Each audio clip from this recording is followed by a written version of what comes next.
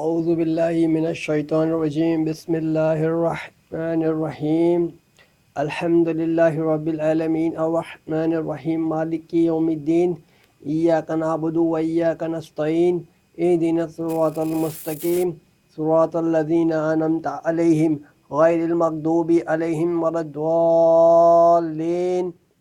آمین الصلاۃ والسلام علیک یا رسول اللہ الصلاۃ والسلام علیک یا حبیب اللہ الصلاۃ والسلام علیک یا خاتم النبین الصلاۃ والسلام علیک یا رسول اللہ صلی اللہ علیہ وآلہ وسلم۔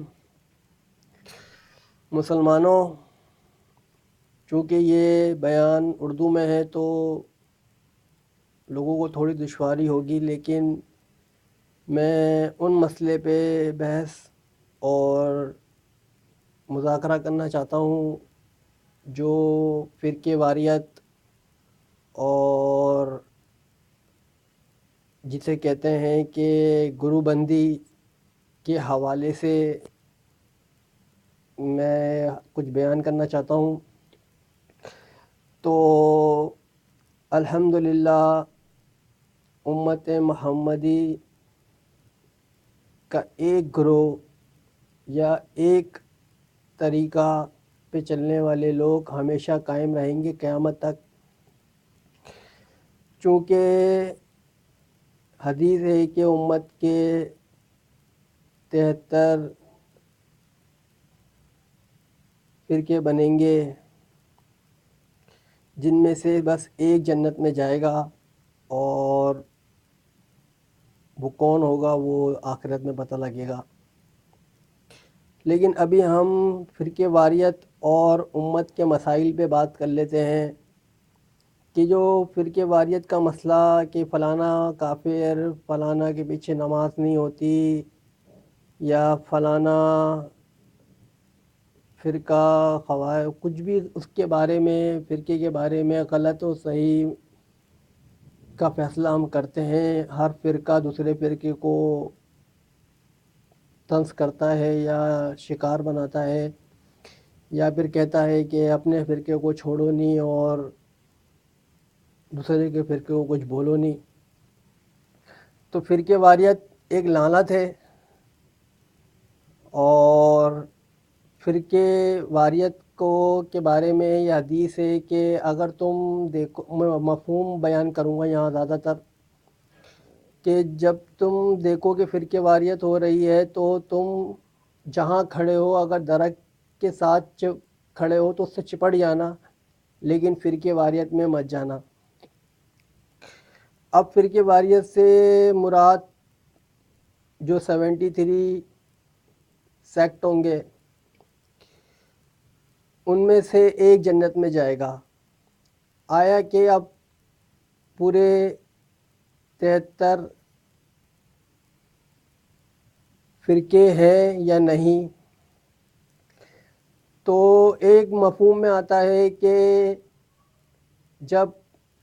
آخری زمانہ آئے گا تو فرقے واریت ختم ہو جائے گی، یعنی کہ کہا جائے کہ فرقے واریت کا جو دور ہے وہ تیسرا دور ہے، یعنی کہ امت کے 5 ادوار میں سے جو فرقے واریت جہاں پہ شروع ہوگی، جہاں سے شروع ہوئی، وہ امت کا تیسرا دور ہے، کہ جب حضرت معاویہ سے بیعت کرنے کی بات ہوئی تو خلافت پہ سب کا یقین تھا، لیکن لوگ کوئی شیعان ہو گئے، کوئی کیا ہو گئے، کوئی اہل بیت ہو گئے، تو کوئی امام ہو گئے، اور کچھ اس طرح کے فرقے سامنے آنے لگے۔ میں آج 7 فرقوں کی بات کروں گا جن پہ آج امت کے باقی تمام فرقے بھی ان 7 کے کسی نہ کسی طرح سے شاخیں ہیں، اور یہ شاخیں ایک نظریے کے مطابق 10 تک پہنچتی ہیں، اور جہاں تک باقی کے 3 فرقے ہیں وہ فرقہ توحید پہ تو کسی نہ کسی طریقے سے منافقانہ طریقے سے تو ہے، لیکن ان کا عقیدہ ہے کہ ایک کا ہے کہ مہدی جو ہیں وہ انتقال کر گئے، ایک کا ہے کہ مہدی جو ہیں وہ غائب ہوں گے، غائب ہو گئے یعنی کہ کھو گئے، چھپ گئے، اور تیسرا ہے کہ جو بولتا ہے کہ مہدی کا ہی منکر ہے وہ ایک طریقے سے۔ تو 7 فرقے، 7 نظریے میں بولوں گا کہ میں جن کی بات کروں گا، جن میں سے ہر ایک کے ساتھ 10 شاخیں ہوں گی، تو 70 یہ اور 73 3 جو وہ ہیں جو مہدی کے موت کا، غائب کا اور انکار کا مرتکب ہے۔ تو یہ 3 تو آپ ہٹا دیں۔ تو اب بات ظاہر سی بات ہے انہی سے ہو رہی ہے جو باقی کے 70 ہیں۔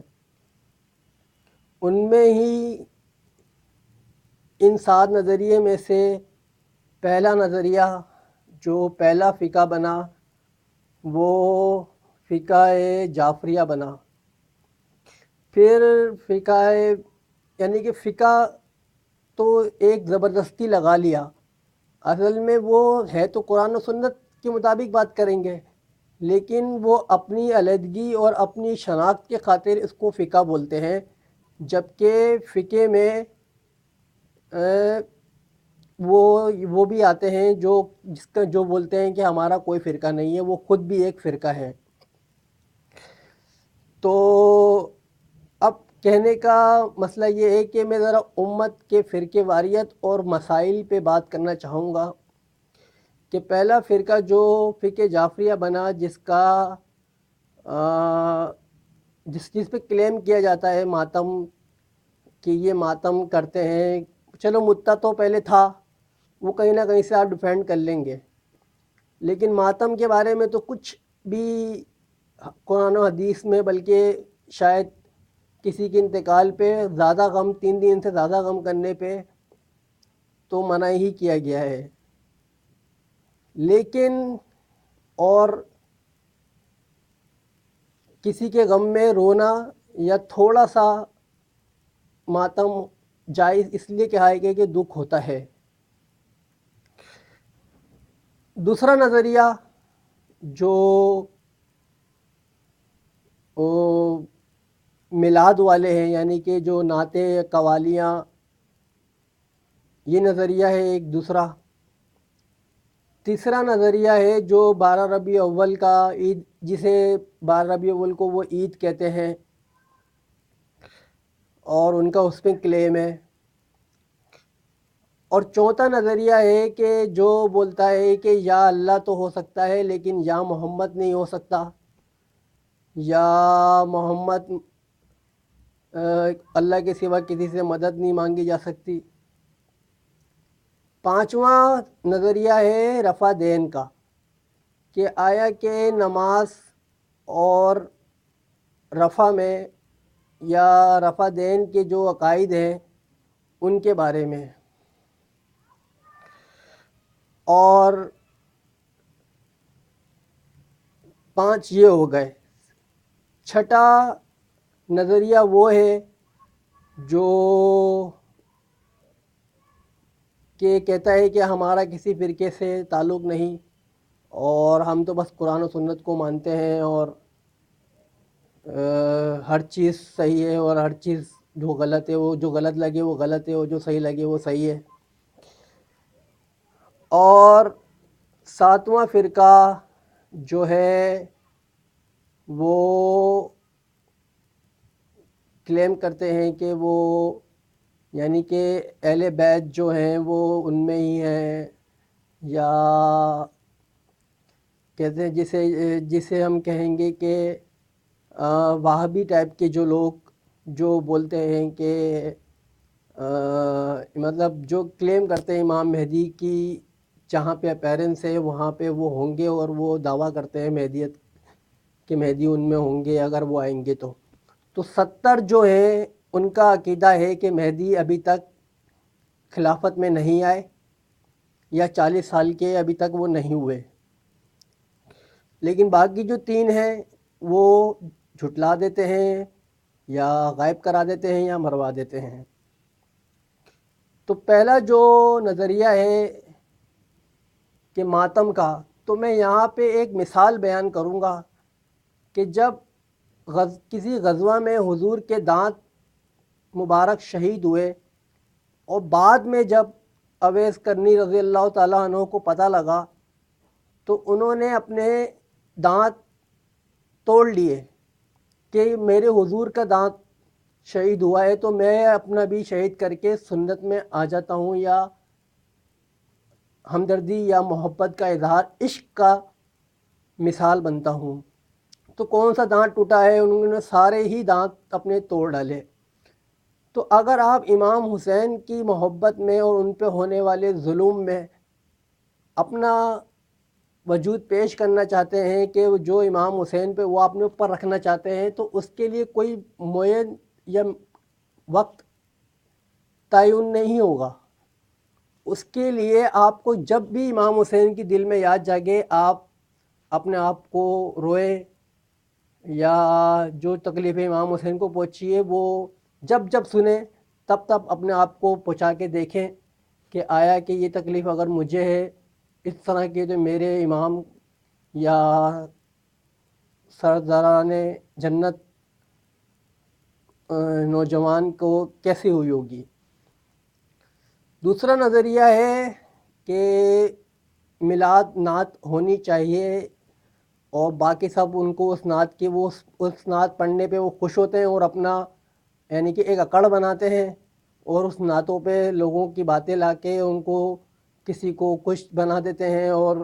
حضور کی تعریف بھی چلتی رہتی ہے۔ تو ان میلاد والوں کی میرا کہنے کا مطلب ماتم کوئی کر رہا ہے تو اگر وہ حد سے تجاوز نہیں کر رہا، زیادتی ہر چیز کی غلط ہے، تو اگر وہ میانہ وری کے ساتھ ماتم کر رہا ہے تو ماتم جائز ہے۔ باقی اور کوئی خرابی ہے تو وہ ابھی ہم آگے ڈسکس کریں گے۔ دوسرا جو ہے میلاد کا کہ میلاد ہونا چاہیے، نعتیں پڑھنی چاہیے، حمد پڑھنے چاہیے، صوفیانہ کلام جسے کہتے ہیں یا کوئی قصیدہ بردہ شریف، تو یہ اس میں اگر آپ نے وہی باتیں بیان کی ہیں جو قرآن و سنت میں آئی ہیں، ایک ہوتا ہے کہ یہ مجھے رسول کا کیا مقام ہے کہ وہ معراج پہ گئے، اگر میں اس میں شاعری میں کچھ بدل دوں تو پھر یہ غلط ہے۔ لیکن اگر میں وہ قصہ بالکل حقیقت کی بنیاد پہ گویائی اور نغمے کی بنیاد پہ ادا کروں تو وہ جائز ہے، کیونکہ جب اذان کا وقت ہم اذان سنتے ہیں وہ بھی ایک طریقے کی لے ہے اور حقیقت بیان کرے، اس میں کوئی قرآن کی آیت ہی نہیں ہے، وہ تو قرآن کی آیت وہ حصہ بنی، لیکن حضرت بلال نے اپنے ایک جذبانہ انداز سے اذان ادا کی اور اپنے کلمات اور اپنی فیلنگز کا اظہار کیا اس اذان میں۔ تو کوئی نعت پڑھ رہا ہے تو یا حمد پڑھ رہا ہے تو وہ اسی کیٹیگری میں آئے گا، وہ کر سکتا ہے۔ اس میں ہاں الفاظ کے چناؤ اور حقیقت پہ مبنی، جیسے حضور نے کہا کہ مجھے یہ اشعار بہت اچھا لگتا ہے کہ دنیا ہے فانی اللہ باقی، بس تو یہ حضور کی پسند،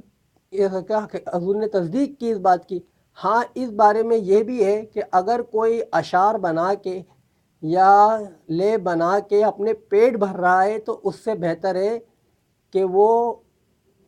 اپنے پیٹ میں پیپ بھر رہا ہے، اگر اس سے کچھ کما رہا ہے، اس سے کچھ کر رہا ہے، اگر ماتم سے بھی کچھ کما رہا ہے تو وہ اپنا نقصان کر رہا ہے۔ تو یہ سب ساری باتیں عقیدت پہ ہوں گی۔ تیسرا کہ عید میلاد النبی یا جشن عید میلاد النبی، تو عید کہنا تو غلط ہے، کیونکہ عید وہی ہے جو حضور نے ہمیں تعین کر کے بتا دی ہے۔ اگر ہم کوئی مزید عید لائیں گے تو ہمیں حضور کی بات سے پیچھے ہٹنا پڑے گا۔ اب یہ عید کیوں نہیں ہے؟ کیونکہ حضور کی حدیث ہے، مفہوم ہے کہ تم پیر کا روزہ رکھا کرو کیونکہ اس دن میری ولادت ہوئی تھی۔ تو جب حضور کی ولادت پیر والا دن ہو یا 12 ربیع اول ہو تو آپ نے روزہ ہی رکھنا ہے۔ اور اگر کوئی وفات کا چیپٹر کھولنا چاہتا ہے کہ اس دن وفات ہوئی تھی تو اس دن عید تو ویسی نہیں ہو سکتی اور یوں، تو وفات میں جب 10 محرم سے جب نہیں بھی ہوا تھا، کربلا نہیں ہوا تھا، تب بھی حضور نے کہا تھا کہ میں 10 اور 11 کا روزہ رکھوں گا یا 9 یا 10 کا روزہ رکھوں گا۔ تو کسی کی شہادت پہ یا کسی کی ولادت پہ روزہ رکھنا واجب ہے یا پھر احتراماً اور احسن طریقہ ہے، اس سے زیادہ کچھ عیاشی کرنے کی ضرورت نہیں ہے۔ تو اگر کوئی جشن میلاد النبی منا رہا ہے تو ٹھیک ہے، لیکن اس کو عید نہیں بول سکتے آپ، ٹھیک ہے؟ یعنی کہ میلاد منائیں، جلوس نکالیں، روزے رکھیں، حضور کی پیدائش کے دن کے پیر کا بھی رکھیں، 12 ربیع اول کا بھی روزہ رکھیں، ایک اہتمام کریں، اجتماعیت کریں، نعتیں پڑھیں، اور جہاں پہ حضور کی جو قربانیاں ہیں، حضور نے تکلیفیں سہی ہیں، اس کو فیل کریں اور وہ اظہار کریں، آنسوؤں سے کریں، گڑ گڑا کے کریں، حضور کا امتی ہونے کی دعا کریں، قائم رہنے کی دعا کریں۔ چوتھا جو طریقہ ہے کہ رفع دین ہونی چاہیے یا نہیں ہونی چاہیے، یا رفع دین کے علاوہ باقی نمازیں گئیں یا رفع دین کی تو نماز گئی، تو رفع دین کا مسئلہ سمپل سا ہے۔ رفع دین اگر کوئی کر رہا ہے تو وہ کرے، کیونکہ رفع دین تو آپ عید کی نماز میں بھی کرتے ہو، عید کی نماز میں 6 تکبیریں زائد ہیں، تو اگر کوئی یہ بولے کہ رفع دین والی نماز ہوگی یا کوئی رفع دین نہیں کر رہا اس کے پیچھے نماز نہیں ہوگی، تو اگر کوئی رفع دین نہیں کر رہا تو وہ بھی حضور سے ثابت ہے، کیونکہ رفع دین کا جب معاملہ ہوا تو اس سے پہلے تو نمازیں بغیر رفع دین کی ہوتی تھیں۔ تو احسن بات یہ ہے، اچھی بات یہ ہے، اخلاق یہ تقویٰ یہ کہتا ہے کہ اگر آپ کو جب بھی ایسا کوئی اندیشہ ہو، کوئی وسوسہ ہو، جیسے حضور نے کہا کہ نماز میں اگر وسوسہ ہو تو اعوذ باللہ من الشیطان الرجیم پڑھا کرو، اللہ کی پناہ لیا کرو، تو وہ رفع دین بھی کر سکتا ہے کہ وہ چھنڈلانے کے لیے اپنے آپ کو اس چیز سے بری کرنے کے لیے، اپنے آپ کو اس شرک و بدعت سے بری کرنے کے لیے نماز میں وہ رفع دین کر سکتا ہے۔ اس کے لیے کوئی ضروری نہیں ہے کہ وہ رکوع سے پہلے جانے سے پہلے کرے یا رکوع میں اٹھنے کے بعد کرے، یہ کوئی طریقہ نہیں ہے، کیونکہ آپ مشرک نہیں ہیں، آپ ماشاءاللہ آپ تقوی سے ایمان سے نماز پڑھتے ہیں، آپ کے آستینوں میں بت نہیں ہے،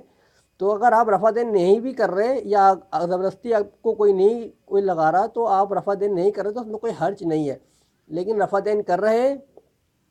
تو بھی ٹھیک ہے، اس میں کوئی جھگڑنے کی بات نہیں ہے۔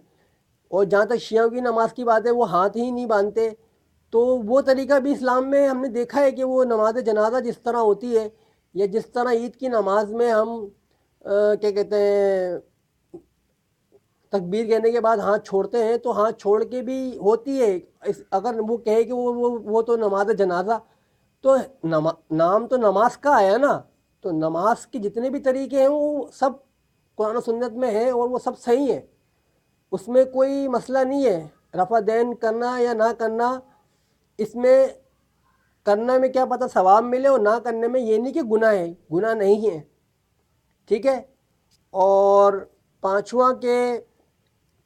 یا اللہ یا محمد نہیں بول سکتے آپ، تو جب آپ قرآن شریف پڑھیں گے تو آپ کتنی جگہ اللہ تعالیٰ نے فرمایا ہے کہ اے محمد اے محمد یا محمد یا محمد، ہم نے آپ کے لیے تو قرآن تو آج تک قائم ہے، تو یا لگانا حضور کے لیے یا کسی کے بھی لیے جو بھی اسلام کے دائرے میں ہے، اور وہ اجماع کی نظر میں شہداء یا شہداء صدیقین یا انبیاء ہے، اس کے لیے یا لگانا جائز ہے، آپ یا لگا سکتے ہیں۔ رہی بات مدد مانگنے کی، تو مدد آپ حضور سے بھی نہیں مانگ سکتے، مدد آپ علی سے بھی نہیں مانگ سکتے، کیونکہ ان دونوں نے خود نے اتنی مشکلات، کہیں ان کے معجزات ایسے کہ حضور نے چاند کے 2 ٹکڑے کر دیے، کہیں ایسے کہ حضور فاقے کر رہے ہیں، تو یہ انسانیت ہے، ٹھیک ہے۔ لیکن انبیاء میں، صدیقین میں، شہداء میں اور صالحین میں یا لگا سکتے ہیں کہ اگر کوئی ولی بھی انتقال کر گیا ہے تو اس کے آگے بھی ہم یا لگا سکتے ہیں۔ چھٹی بات کہ کہتے ہیں کہ ہمارا کوئی فرقہ نہیں، اور یہ بہت اچھی بات ہے، اگر کوئی بول رہا ہے کہ ہمارا کوئی فرقہ نہیں تو اس میں کوئی حرج نہیں ہے۔ فرقہ اگر وہ نہیں مان رہا یہ تو اچھی بات ہے کہ فرقہ نہیں، لیکن وہ قرآن و سنت کا پابند ہے۔ اگر ہر شخص قرآن و سنت پہ چلے، یعنی کہ جسے کہتے ہیں کہ چار، مثال کے طور پہ چاروں خلیفہ کی جو حدیث ہم تک پہنچی ہیں، اور یعنی کہ جو چار خلیفہ یا امام حسین کو بھی ملا کے، یعنی کہ جو چار خلیفہ ہمارے جو مین ہیں، ان سے جو ہم تک حدیث پہنچی ہے، کم سے کم ان پہ عمل کرنا ضروری ہے، کیونکہ انہوں نے اپنی زندگی میں وہ روایت بنائی ہے، اپنی خلافت میں وہ روایت بنایا ہے۔ تو چاروں خلیفہ کی حدیثیں جتنی بھی ہیں وہ سب حقیقت میں مبنی ہیں، ان پہ چلیں آپ، بھلے آپ کا کوئی فرقہ نہ ہو، بلکہ میں تو بولتا ہوں کوئی اپنے آپ کو بریلوی، سنی، شیعہ، اہل تشیع کچھ بھی نہ بولے، سب اپنے آپ سب بولے ہمارا کوئی فرقہ نہیں، اور چاروں خلیفاؤں کی طرز زندگانی پہ اتفاق ہو جائے۔ تو اور رہی بات یہاں تک کہ مطلب کہ جو باقی کی جو تین ہے، اور جو ایک ساتواں جو ہے جو یہ کہتا ہے کہ اہل بیت والے کے اہل بیت جو ہیں، یعنی کہ امام مہدی ہم میں سے ہوں گے، اور کیونکہ ہم اہل شام والے ہیں، اور اہل بیت کے یعنی کہ شام کی زیادہ مبارک ہے، جیسے وہابی لوگ ہیں، تو صحیح بات ہے کہ جہاں پہ حضرت عیسیٰ اتریں گے وہ مسجد تو وہابیوں کے انڈر میں ہے، تو اگر کیا عیسیٰ ان کو پہلے باہر نکالیں گے؟ اس مسجد میں نماز پڑھنے والا کوئی بریلوی، کوئی دیوبندی تو نہیں ہوگا، کوئی صوفی تو نہیں ہوگا، کوئی شیعہ تو نہیں ہوگا، لیکن اس مینار پہ عیسیٰ اتریں گے اور وہ دیکھ لیں آپ کون نہیں ہوگا امام۔ تو اب کوئی یہ بولے کہ امام مہدی ہوں گے وہ، اور وہ اس وقت کوئی فرقہ واریت نہیں ہوگی، تو فرقہ واریت تو قیامت تک جاری رہے گی۔ ہاں یہ ہے کہ اس میں سے لوگوں کے اختلافات ختم ہو کے وہ جو فرقہ ہے، وہ جو گروہ ہے جو حق پر ہے، وہ تواضع اور پھیلتا جائے گا۔ تو اب میرے کہنے کا مقصد یہ ہے کہ جتنی قرآن کی آیتیں ہیں اتنی ہی حدیثیں ہیں، جیسے 6666 قرآن کی آیتیں ہیں، اسی طرح 6666 حدیثیں ہیں۔ یہ بات بخاری میں آ کے صاف لگتی ہے کہ جو قرآن فرما رہا ہے وہی حدیثیں فرما رہی ہیں، اور اس کے علاوہ حضور نے کچھ نہیں فرمایا، جو قرآن ہی کی تشریح کی ہے حدیثوں میں۔ تو جو ہماری یعنی کہ جو اگر کوئی کہے کہ سنت کی کون سی کتابیں بہتر ہیں، مستند ہیں، احتراماً ہیں، تو وہ بھی چار ہیں، باقی جو بھی کتابیں ہیں وہ سب آ چکی۔ جب ان چاروں میں ساری باتیں آ گئی ہیں تو باقی کسی کو لینا اتنا ضروری نہیں ہے۔ ایک صحیح بخاری، صحیح مسلم، صحیح ابو داؤد اور صحیح ترمذی، یہ چار کتابیں پہ عمل کریں، آپ کے جھگڑے ہی ختم ہو جائیں گے۔ ایک ایک حدیث کو مانیں، اگر جب تک راوی نے یہ نہیں کہا کہ اس پہ عمل کرنا ضروری نہیں ہے یا یہ ضعیف حدیث ہے، تو ضعیف بھی ماننی پڑے گی، لیکن جب تک راوی یہ بول دے کہ مجھے اس پہ شک ہے، میں اس پہ یعنی کہ اس حدیث کو کوٹ تو کرے لیکن اس کو چلنے سے منع کرے یا اس کو حقیقت تسلیم کرنے سے منع کرے تو چھوڑنی پڑے گی۔ لیکن اگر ضعیف ہے، احتراماً ہے، اچھی بات ہے، تو وہ حدیث ہے، اس کو ماننا پڑے گا، ٹھیک ہے۔ تو اور باقی جو 70 فرقے ہیں وہ انہی میں ہی ہیں، ٹھیک ہے۔